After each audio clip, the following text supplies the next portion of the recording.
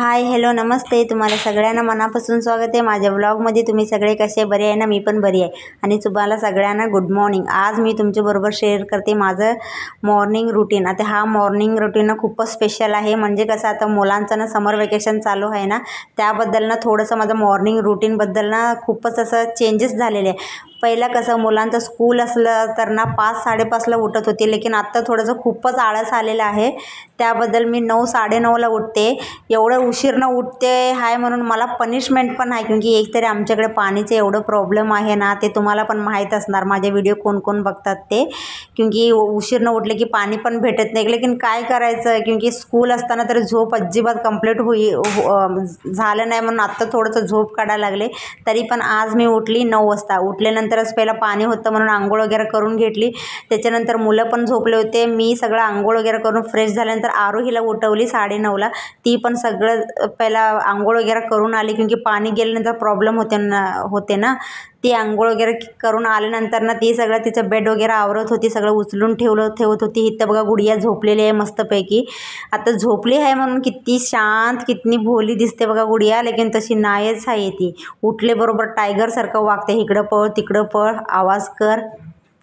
त्याच्यानंतर पाणी होतं म्हणून पटकन मी कपडे वगैरे पण सगळं धुवून घेतले आणि इथं बघा मी भेंडीचे फोडणी घालते, कारण की आत्ता टाईम झालेले 10:30 वाजलेला आहे। मग म्हटले की आता तर आमचं काय ब्रेकफास्ट होणार नाही, डायरेक्ट लंचच बनवून घ्यावं, म्हणून मी इथं ना भेंडीची भाजी हे केली आणि हिच्यासोबत मी चपाती पण करणार आहे। आत्ता बघा इथं टाईम झालेले बरोबर 11 वाजलेले आहे बघा, 11 वाजलेले आहे। त्याच्यानंतर गुडिया उठली बघा। आत्ता गुडिया उठल्यानंतर कसं त्यांना ना खूप इम्पॉर्टन्स द्यावं लागतं, जरा उचलून घ्यावं लागतं, जरा मांडीवर हे करावं लागतं। आणि हे बघा आमची गुडियाचा हगीज पण काढली, आमची गुडिया अजून पण हगीज घालते। त्याच्यानंतर थोडं बहुत त्याच्याबरोबर गप्पा गोष्टी मारली। गप्पा गोष्टी मारताना मी विसरली की गॅसवर भाजी आहे म्हणून। बापरे, इथं येऊन बघितलं तर भाजी माझं करपलं। नशीब एवढं पण का नाही करपलं, खालचं तेवढंच करपलं। मग भाजी झालं होतं, मी काय केली आता दुसऱ्या भांड्यामध्ये ट्रान्सफर करून घेतली।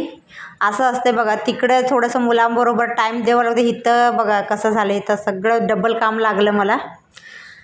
राहू दे म्हटले आणि इथं गुडियाला आता आंघोळला पाणी ठेवली मी। आता याच्यानंतर म्हटलं की पाणी गरम होईपर्यंत चपाती तरी सगळं करून घेऊया, म्हणून इथं चपाती सगळं करून घेते। चपाती करताना पण गुडिया आली होती तिकडं, ती म्हणते की मम्मा मला पण जरासं पीठ दे, तिला खेळायला ना पीठ पाहिजे, त्याबद्दल एक चपातीचं पीठ एक्स्ट्रा मळावं लागतं मला।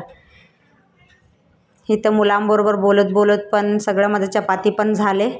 आणि कसं थोडंसं मला ना आरोही जरा मदत करते म्हणून बरं आहे, जरा ती पण थोडंसं जरासं पूर्ण तरी नाही अर्धा तरी काहीतरी मदत करते ना, त्याबद्दल मला दुसरं काम करायला वगैरे बरं पडतं। त्याच्यानंतर बघा गुडियाचं पण पाणी वगैरे गरम झालं, तिला पण आंघोळला घेतली।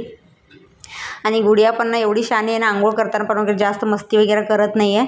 तिला वगैरे फ्रेश केली, केस विंचरले बघा। बघता टाईम किती झाले बघा, 12 वाजले बघा।